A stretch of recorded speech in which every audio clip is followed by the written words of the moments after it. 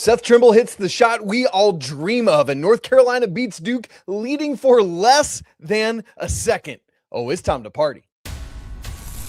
This is Tyler Hansbrough, and you're listening to Locked On Tar Heels. You are Locked On Tar Heels, your daily podcast on the UNC Tar Heels. Part of the Locked On Podcast Network, your team every day. Ooh, hey there, what's up? It is Saturday, February 7th, 2026. Welcome into this live postcast edition of the Locked On Tar Heels podcast, the only daily North Carolina show out there.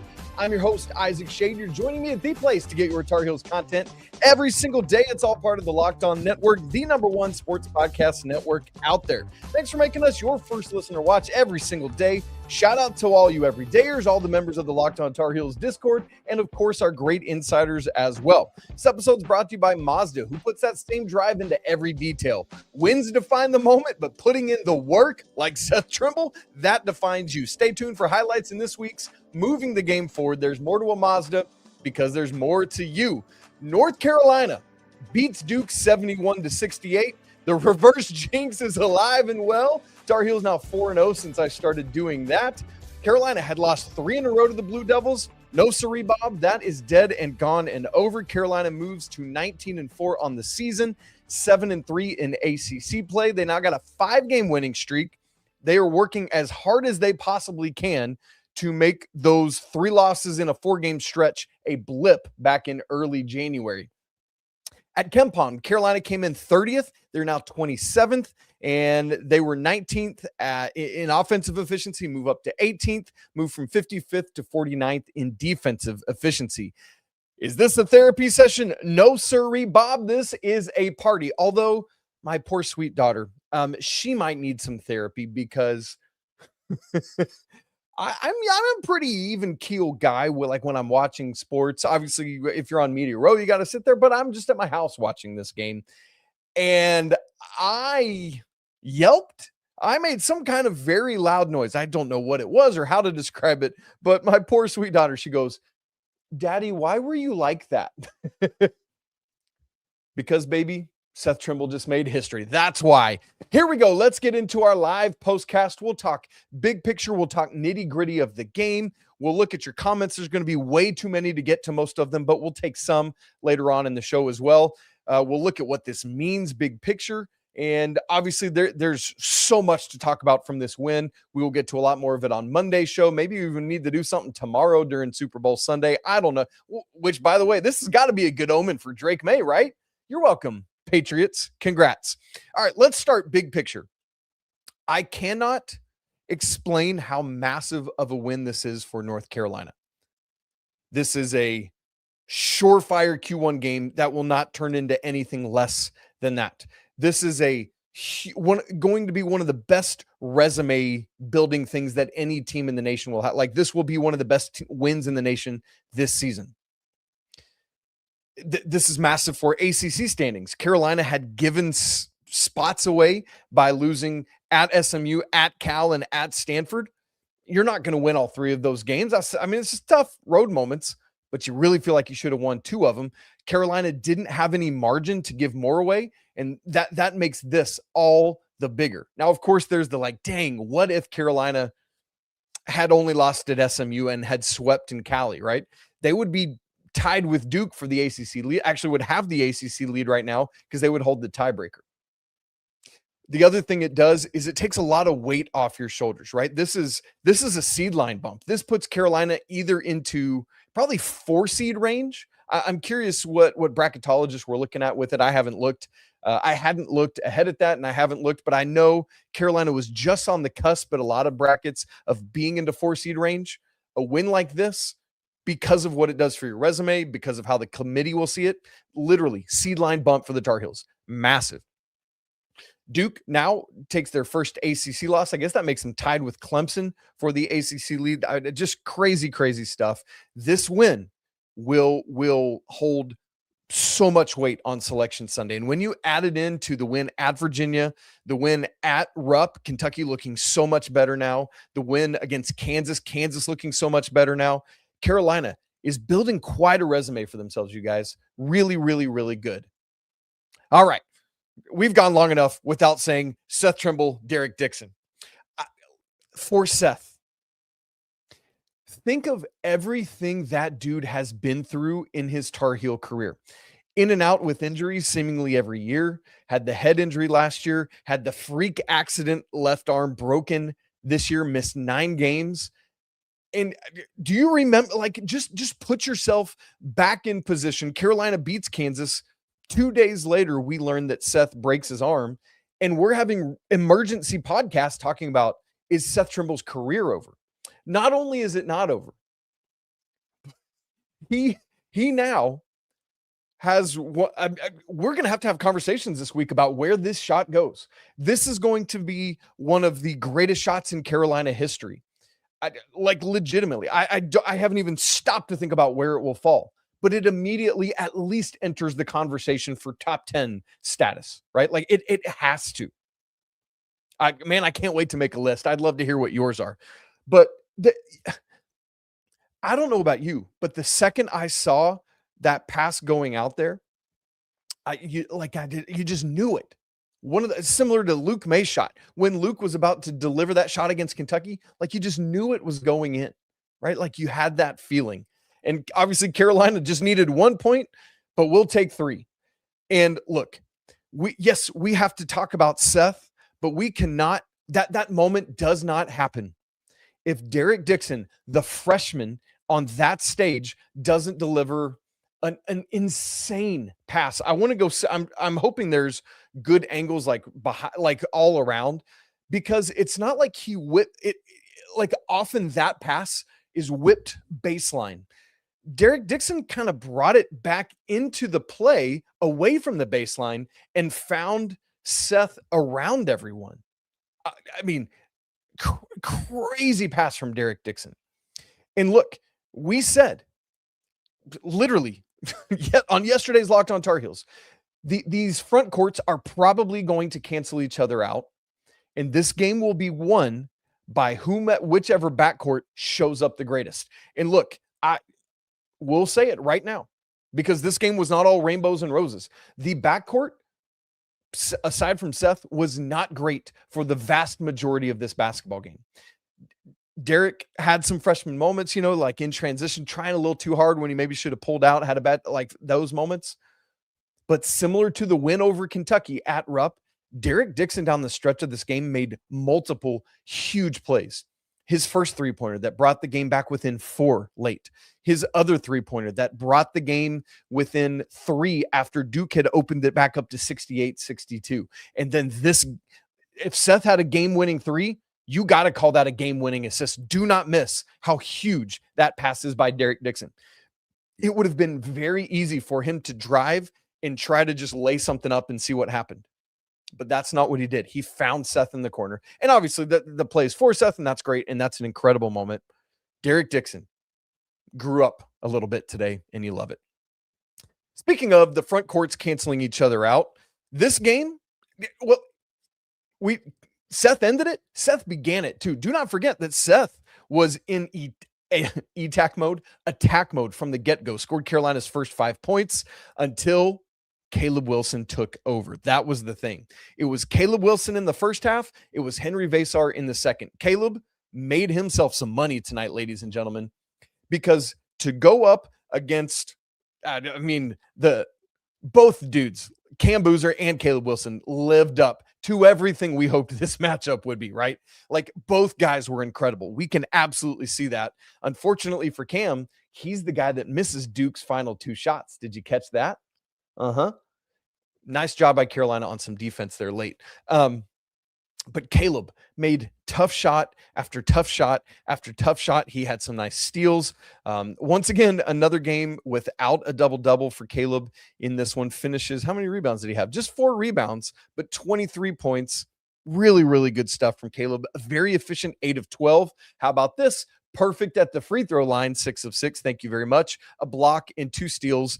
Played the entire, it says 40 minutes on the box score. I want to know the specific. I think that's probably rounded up because he sat on the bench for a little bit in the first half. So it's probably 39 something that Caleb actually played in this game. But Carolina isolating him and Caleb single-handedly got literally Duke's entire front court in foul trouble. In the first half, all of them had 2, except Gongba, who picked up a 3rd, then eventually picked up a 4th, and then eventually picked up a 5th. We'll say more about that later. But Caleb did so many things to play winning basketball in this basketball game. Then there's the Henry Vasar of it all. You guys, I don't mind saying, Henry was absent in the first half, literally no points. In fact, at one point in the second half, I tweeted, and I want to own it because I believe that it was true at the point when I tweeted this. I'm going to have to scroll way back because I tweeted all sorts of stuff. But Henry, in this basketball game, I said, this was at 7:59 p.m. Eastern. I said, Henry Vasar has been bullied in the paint multiple times tonight. First half, Patrick Gongba took it straight into, remember where Henry kind of got hit in the gut? And it was like Gongba took it to him. And then Cam Boozer went straight into his chest in transition, and Henry got blown off the spot. There were multiple rebounds. He wasn't strong enough to corral. He was stuck on 0 points. But then something flipped, and Henry Vasar started mattering in this basketball game. The Tar Heels do not win if that doesn't happen. Vasar finishes with 13 points on 6 of 9 from the field, 1 of 2 from 3, and you know what that one was, the game-tying 3, 11 boards. That's an ACC-leading 13 double-doubles for him now, oh, by the way, an assist and a block in 35 minutes. Unreal stuff from Henry to he could have easily folded in, but he resuscitated. He rose like a phoenix from the ashes and did what Carolina needed him to do. And Carolina's front court, let me see, I'm going to say got the better. Like, obviously, Boozer showed up. But in totality, Carolina got the better of their front court because Gongba did nothing. 4 points, 2 of 5 from the field, 0 of 1 from 3, did have 7 rebounds and an assist, but fouled out and played just 16 minutes. Malik Brown, 2 points, 1 of 3. I was very concerned about him. But what happened was, you noticed this, right? When Gongba fouled out, what Duke had to do was they put Cam Boozer on Vasar, and they had Malik Brown on Caleb Wilson because they had to shut down Wilson. And then Vasar just went to work on Boozer. Boozer's a good defender, but Vasar had his way, as Caleb Wilson had done in the first half, just making shot after shot after shot. And that was really, really critical. Really, really critical. Excuse me. If they do not foul out Patrick Gongba, I don't think that Carolina wins this basketball game because of his defensive presence. That was really, really good. All right. North Carolina changed up their starting lineup for this game. Free throws, a swing stat that Carolina once again did much better at tonight. We'll talk about that and much more as we carry on here in just a second. Right after I tell you about FanDuel. It's the last call for football on FanDuel. One final Sunday, one last kickoff, the final chance to get in on the action before the NFL season officially comes to a close tomorrow night. This is Super Bowl 60, and FanDuel is making sure you're right in the middle of it with a special offer just in time for the biggest game of the year. So whether you're backing the favorite, riding with the underdog, or building one last same-game parlay, this is the game everyone's been waiting for. This is where predictions turn into plays, stats turn into storylines, and every snap feels bigger. The perfect way to cap off the season. And if you're a new customer to FanDuel, make a $5 bet, and if it wins, you're going to get $200 in bonus bets. Seahawks, 4.5-point favorite over Drake May and the Patriots tomorrow night. But after what happened tonight, you got to rock with the Patriots, right? Yeah, absolutely. To do that, Duke was a 6.5-point favorite in this game. Yeah, Carolina wins straight up. Great stuff there. So make it count, because after the Super Bowl, the season is over. Last call for football on FanDuel, the official sportsbook partner of Super Bowl 60. Visit FanDuel.com to get started. All right, let's get right back to it. I've pulled up the box score for those of you watching this thing in real time. Welcome in. If you're listening to it later, we're so glad you're here too. One of the things that was really interesting about this game was that I was watching to see which team could settle in more capably, and it was Duke. They got out to a 13-point lead. I believe it was 18-5. But from there, the Tar Heels went on a 20-4 run to make it 22-20, and things were looking much better. They settled in. They were able to do it. So Duke initially clearly was the team that settled in, but then Carolina, man, their ability to fight back was incredible. But then Duke pushed right back out and got it to a 12-point lead at halftime. And I don't know if you felt this way, but I thought, oh, there it is. Duke survives the body blow that Carolina delivers. And I don't know if the Tar Heels are going to have another one, because Caleb Wilson was, 5 of 7 at that point, and the rest of the Tar Heels were 4 of 20. Let me tell you, because I wrote it down. Let me make sure I'm not lying to you. Yeah, Caleb 5 of 7, everyone else 4 of 20. Caleb 17 points, everyone else 12. And the odd thing was that Carolina had gotten away from getting it to Caleb on that left block over by the Duke bench and letting him go to work. And that's part of what allowed Duke to push it back out. Meanwhile, goose eggs for Vasar, Dixon, Stevenson, Evans, and Young. And Hubert Davis said coming out of halftime, I told the guys they were tougher than us in the first half. And that's what it was. Carolina had a different level of intensity in the second half of this ballgame. They were more locked in defensively. They were ready to go. Yes, there were still bad shots. There were still questionable shots that could have gotten Carolina back in more quickly, but they were much tougher and did what they needed to do. Duke, to that point, Duke in the first half, 53.3% from the field, 50% from 3, and 5 of 6 at the free throw line. How about this? In the second half, Duke was 12 of 32 from the field. That's 37.5%, much better. They were 3 of 11 from 3. That's 27.3%, and literally took no free throws. We'll get to free throws in a minute. But Carolina's ability to do that in the second half is what changed the tenor of this game. And it all culminated with Duke not scoring a single point for the final 2 minutes and 50 seconds of the game. That allowed Carolina to go on a 9-0 run, which was the second Dixon 3, the Vasar game-tying 3, and the Trimble game-winning 3. That's how you close it out. And you don't have to lead this game for any more than 1/10 of a second, 1/100th of a second. And Carolina led it for those 4/10, and that's all it had to be. I mean, that's how often, I would love to know, and I'm sure somebody's going to research this, how often it plays out that a team wins a basketball game they led for less than a second. It's one of those games where it's like, I guess that really only happens when you get a game-winning shot like this, like unreal stuff. Here's where I want to get to next. The starting lineup. Carolina, after starting Jaden Young, was it 4 games he started, I believe? Carolina goes back to Jaron Stevenson in the starting lineup, which was interesting. I'll tell you, Jaden Young had started 4 games. Yes, before this. Jaron Stevenson flips back into the starting lineup. And in real time when it happened, in the 30 minutes before tip-off, I thought that was because, I see what Hubert Davis is going to do here. There's concern about Cam Boozer. And so Carolina is going to put Jaron Stevenson on him so that Caleb Wilson doesn't pick up fouls, and then Carolina gets run out the gym. Think about, rewind back to the home game against Duke in 2022. Not the win at Cameron, not the Final Four win, the home game. Armando Bacot guarding Paolo Banchero picked up 2 quick fouls, and that game was over before it started. Do you remember that? So that was my thought, is that Coach Davis wisely was trying to avoid that happening to Caleb tonight. But here's what Coach Davis did, and I think I actually like it better. Caleb did guard Cam Boozer, and most of the matchups were then as expected with Henry Vasar and Patrick Gongba. You had Seth Trimble, and this is where it flipped. It was the backcourt. Seth Trimble was guarding Caleb Foster. I thought that Seth was going to be on Isaiah Evans. Why? Behind Boozer, Evans is Duke's second leading scorer, and is like their most prolific three-point shooter, although he takes the most, but he's only shooting like 33% on the year, and he came in a slump. What Hubert Davis actually did was put Seth on Caleb Foster so that Foster couldn't facilitate and lead the way there.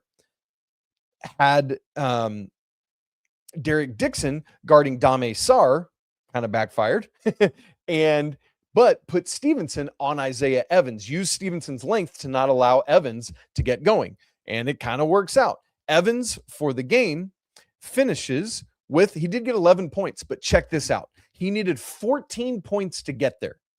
Just made 4 shots, 1 of 4 from 3. Look, for all the frustration at Hubert Davis, and I understand it, that was a tactically brilliant decision that I did not see coming. Hubert Davis, well played. Whoever on your staff came up with that, way to go. And I love the switch. Now, what it did cause was one of the other things that we often talk about in these Duke-Carolina games is who's going to be the X factor, the unexpected player that steps up and provides what he usually doesn't. And more often than not, whichever team that X factor player plays for wins the game. That was not the case tonight because that X factor was clearly Dame Sarr. Sarr finishes with 13 points, 5 of 6 from the field, 2 of 3 from 3, 6 boards, an assist, and a steal. Truth of the matter, he should have been 4 of 5 from 3 because he had 2 wide open corner threes where his foot was just barely on the line, including the first shot, the first made basket of the game for either team. So thank you for that, Dame Sarr. But clearly he was the X factor in this game because Foster had 9 points. Isaiah Evans, yes, again, had double digits, 11 points, but needed 14 shots to get there. I'll live with that every day of the week. So Sarr was the X factor, but it didn't matter ultimately. Another thing that did matter in this game was what I talked about is probably the swing stat coming in, is that neither Carolina nor Duke are great free throw shooting teams. Duke is better than Carolina, but only marginally so. Carolina came in at 68%, if I'm remembering correctly. Duke came in at 71%. And Carolina, I said, whoever can rise above their season averages is probably the team that wins this game. And that proved true. Carolina, friends, went 11 of 14 from the line. That's 78.6%. And literally all 14 of those were Seth Trimble and Caleb Wilson. Literally nobody else took a free throw. Seth goes 5 for 8 and Caleb Wilson goes 6 for 6 at the free throw line. Really important for Caleb to do. He was so locked in. I can't count the number of people that said pregame, like, look at the look in Caleb Wilson's eyes. This dude's going to go off. And he absolutely did. So for Caleb to deliver in that way and for Seth to get to the line and attack as much as he did, critical stuff. Duke, on the other hand, how about this? I already mentioned in the first half, they were 5 of 6. In the second half, they were 0 of 0. So yes, Duke shoots a really great percentage, 83.3%, but they only took 6. How about this? Cam Boozer on the season averages 6.8 free throw attempts a game. Duke as a team shot just 6 in this game. Cam Boozer only took 2. What that means is that Carolina did a phenomenal job defending without fouling, specifically on Cam Boozer. Really, really important the way the Tar Heels did that. In the second half, Carolina only commits 1 personal foul the entire half. It was that Seth Trimble third foul early in the half. And I was like, ugh, I get why they called that because he had his right arm wrapped around Foster. I thought it was ticky-tack. Whatever. Fine. We'll live with it. The other thing I want to mention in this game, as obviously there are things that were not as good. One of those was the rebounding numbers. Carolina got smacked on the glass. At one point, it was like 9-1 Duke, and that one wasn't even an actual rebound that Carolina caught. It was one of those team rebound situations. For the game, Carolina made it a little more respectable late. Duke dominated the glass, though, 38-26. But what was more critical than the total rebound numbers was offensive rebounds and second chance points coming off of those. Offensive rebounds, Duke for the game out offensive rebounded Carolina 10-4. But the biggest thing was that they got 17 second chance points to Carolina's just 4. Carolina has been making a killing on second chance points, and they don't in this game. Thankfully, they were able to overcome it with some other things. And that's good. Another thing is neither of these teams are great 3-point shooting teams. Duke kind of was where they are season long, 36.8%, 7 of 19. Carolina hit just one more. Funny enough, took the exact same amount, 19, but made one more, 42.1%. Looks a lot different than 36.8%, and we will live with that. Carolina back to single-digit turnovers, just 7, and that was a critical moment in this game as well. All right, I do want to get to comments. There's way too many to get to all of them, but I'm sure there's some great stuff over there. That's what we're going to get to as we carry on with this live postcast edition of North Carolina knocking off Duke 71-68.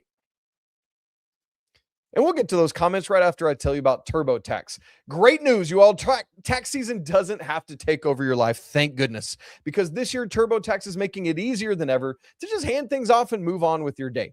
With TurboTax full service, you can have your taxes done for you by a trusted local expert from start to finish without the stress or guesswork that you usually have to deal with.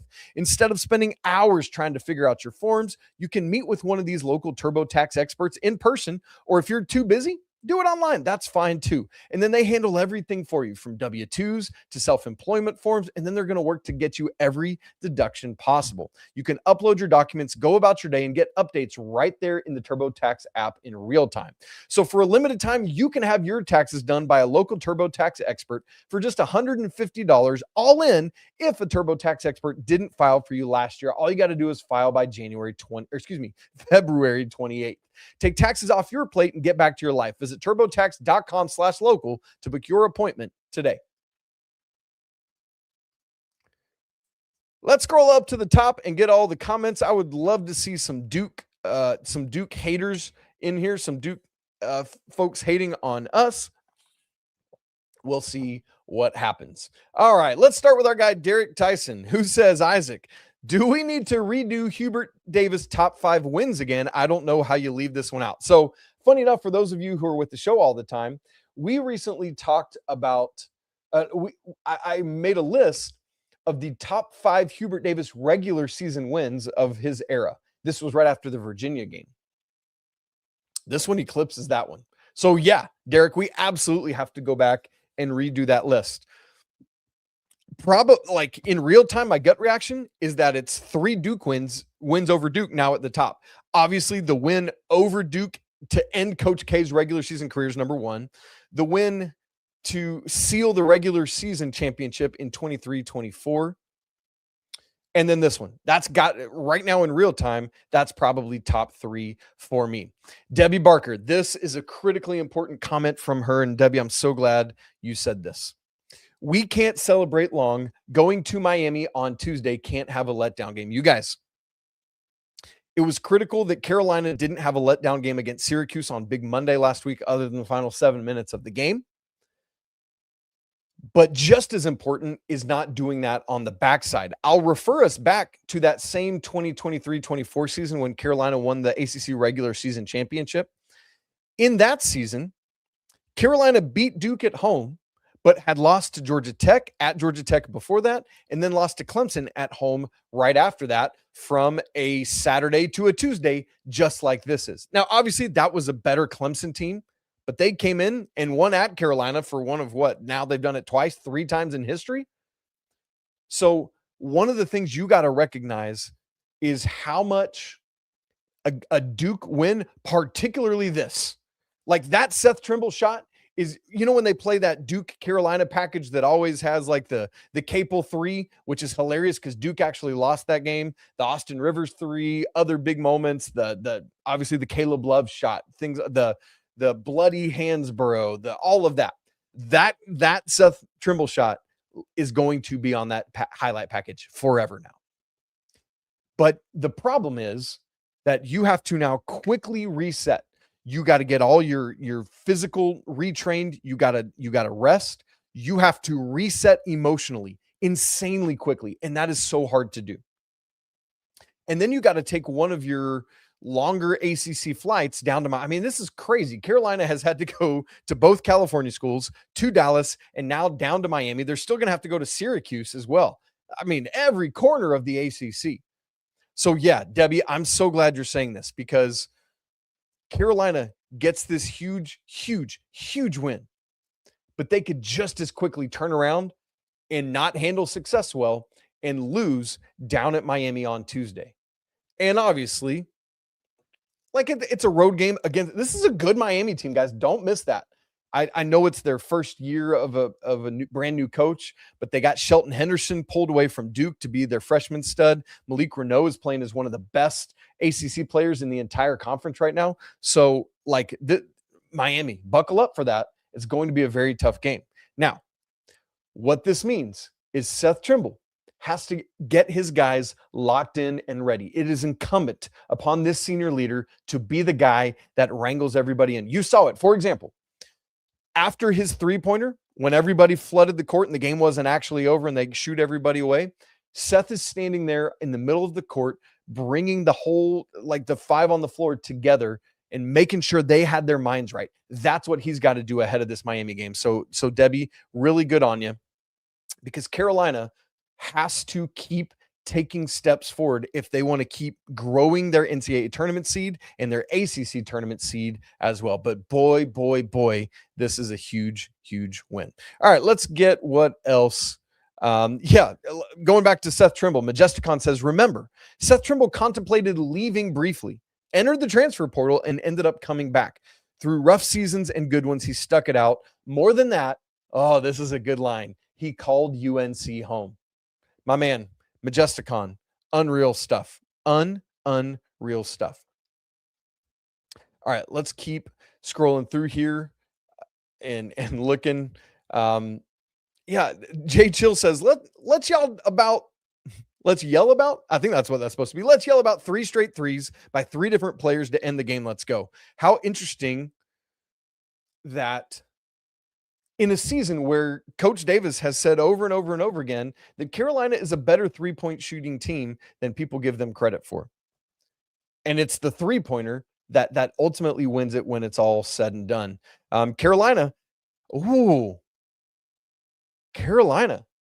is now shooting 35.9% on the season from 3. They're 67th in the country, you guys. What? Okay. I keep a, you know what a dork I am when it comes to stats, right? I have one of my spreadsheets has the 3-point percentage of every national champion in the modern era, basically since the field expanded to 64 teams. And where Carolina is shooting right now is at the level, like that's national championship level. I'm not saying they're going to get there. I'm just saying they're within what a national championship team shoots from 3. Really, really good stuff. Great job by the Tar Heels to just, oh, no, you know what? I'm sorry. I'm still on the 2024 seed. That's why I'm like, what? How are they shooting that well? Not quite that good. 34.7%, which is still, I mean, that's 1.2 percentage points lower than I was just talking about. 134th in the nation. But boy, they are moving up when it comes to that 3-point percentage. And you combine that with the 57.7% that they're shooting from inside the arc, which is 29th in the nation. That's incredible stuff from the Tar Heels. All right, let's see. Derek, yes, I appreciate this. Give credit to Isaac, to guys. Reverse jinx on fire. Yes, sir. The Tar Heels are 4-0 right now in the reverse jinx. We got to keep it going. It was funny. A couple people, because I wore the Georgia Tech shirt last Saturday. I did not end up wearing anything Duke. I just couldn't bring myself to do it. But we'll reverse jinx this thing again before the Miami game on Tuesday. At Allen, we got to get Mingo after that one. Yeah. Hey, Dylan Mingo, you watching this thing? Come be a Tar Heel. It's time. It's time. Sign the papers. Let's make it happen. Why don't you bring your brother with you from Penn State? Oh, by the way, how could you not watch that game? And like the Smith Center was going crazy. I know several people in the Locked On Tar Heels Discord were in the were at the game, and man, they were just texting and messaging how crazy things will be. And so really, really good stuff. Derek Pereira says, I know Isaac has been cheering for Seth to be a 1,000 point career scorer. Oh man, I'd love for him to get there. But even if he doesn't, Seth's name will be forever linked to one of the greatest wins in this rivalry. Yes, sir. Absolutely, it will be. Seth right now, what did he score in this game? Seth had 16 points coming into the game for his career. Seth Trimble has, stay with me. Where is it? Points. There we go. 818. So you add in this 16 points. Oh, man, this math is going to kill me. 16 points. That's going to get him to 834. So Seth needs 166 more points down the stretch here. I'll have to figure out the math of what it's going to take to get there. Boy, I would love to see that from Seth. Absolutely, really, really good stuff. Yes, I've wondered about this as well. Richard Holmes says, I wonder if Seth is giving out free ice cream tonight on Franklin Street. My man, Seth, get to that Ben & Jerry's and just start. You know what? I'm about to go have some ice cream when I finish this because that's how we're about to celebrate this bad boy. Crazy, crazy stuff from the Tar Heels. Look, you guys, I know there are a ton of more comments, but we're going to have to get out of here. I know everybody's got stuff to do on this Saturday evening. Obviously, we will be back with this thing on Monday. Loads more to unpack about Carolina, what it means for the season. Unreal. I'm still like shook. I really, what fortitude to fight back. And I love that in the second half, it didn't have to be Caleb Wilson as much. For the second half, how much? I feel like he only scored like 4 to 6. But yeah, 6 points in the second half from Caleb. Seth with 10, Derek Dixon with 8, Vasar with 13, Jaron Stevenson from 5. No bench points in the second half, right? The bench had been so good lately. They just didn't do anything in this game. I think 6 total bench points. Yeah, Powell hit a 3 and Bogovats hit a 3. Yeah, Luka just didn't have a good game here. What was he for the game? 1 of 7 for the game. Look, this is tough. Coach Davis relied on the starters, and that's what you got to do, right? If Bogovats and Powell are cooking, you give them that 20-plus minutes they've been getting. Not in this one. Powell played 15, Bogovats 13, and that's okay. Rode the starters a lot, but they delivered, right? In the first half, as I said, the only starters that scored were Trimble and Wilson. But in the second half, Caleb Wilson was the 4th leading scorer of the starters. Man, that the other dude stepping up. The rest of the Tar Heels that were 4 of 20 in the first half, Carolina, I hadn't realized this. Tar Heels shoot 60.7% in the second half, 71% from 3, and have 1.355 points per possession. That's how you go win a basketball game against your rival. All right, right back to it on Monday. We'll unpack this one more. We'll start to look ahead to Miami because Carolina, as Debbie said, got to turn right back around and do it. You guys, if you haven't subscribed to the show on video and audio, do it right now so you don't miss a second. If you haven't joined our Locked On Tar Heels Discord, we'd love to see you there. If you want to be an everydayer for the Locked On Tar Heels show, man, that link is in the show notes. Come hang out. Great perks for that as well. You guys, it's always a great day to be a Tar Heel. Means a little extra today. We'll talk to you again soon, but until then, peace.